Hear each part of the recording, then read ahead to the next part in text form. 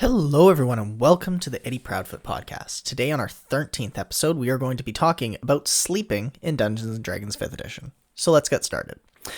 When we are adventuring, we might ask ourselves, do our characters ever sleep? And the answer is yes, they need to sleep constantly.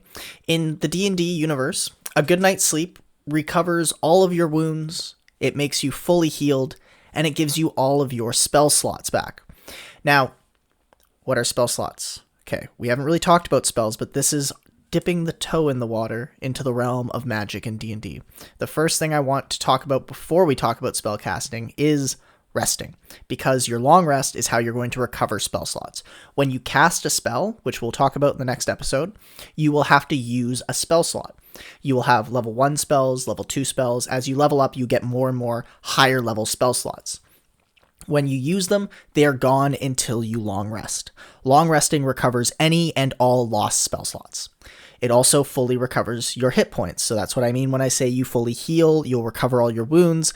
That is healing up to your maximum HP when you take a long rest.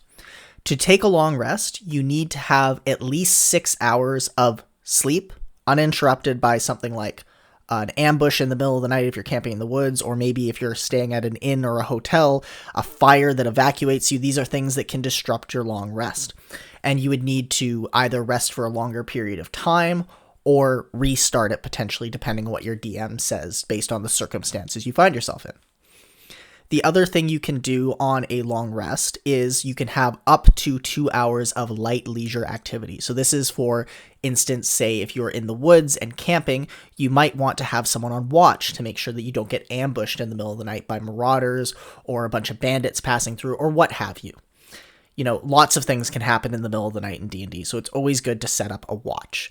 And this is what you would use your 2 hours of light activity for. So it's just sitting around maybe by a campfire, ready in case something springs at you guys that you need to jump up and fight. Then, you can do that. So that's long resting. Those are the things you recover. Now we're going to come back to long resting in a second, but first we are going to talk about short resting. So this is the other type of resting you can do in D&D. This is not so much sleeping, it's more just an hour or two of light activity. So it's said to be at least 1 hour of light activity. So you must meet that minimum threshold of an hour to get your short rest. Now, why would you want a short rest? Well, some abilities are recovered on a short rest. Some abilities are also recovered on a long rest. So for instance, there's a lot of class abilities that you get back after a long rest. So clerics have something called Divine Sense, and that is replenished every time you take a long rest. There are lots of other examples for different classes as well. That's just the one I chose to go with. For short resting, there are also examples of things that recover on a short rest that are class dependent. So a class feature for a druid is their wild shape, and you have 2 wild shapes per short rest. So after a short rest, you will be able to wild shape once again.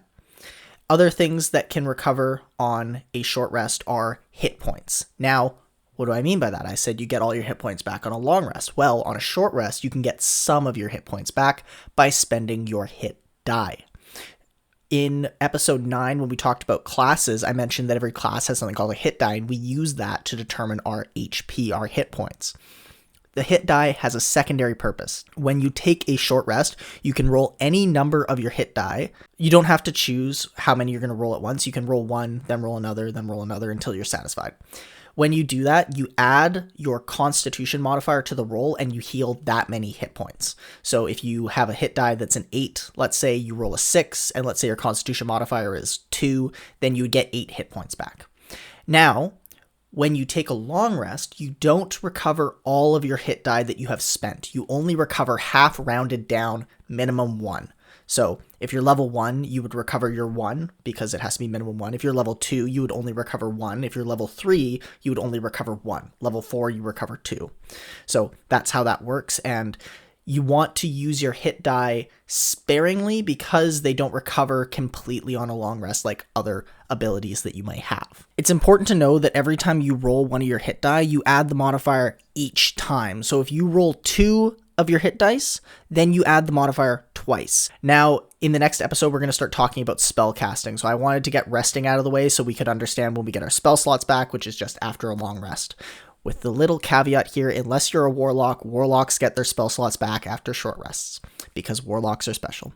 Thank you so much for listening to this episode of the Eddie Proudfoot podcast. If you enjoyed it, please follow us on Instagram, Spotify, or Twitter. And as always, may the gods have mercy on your soul.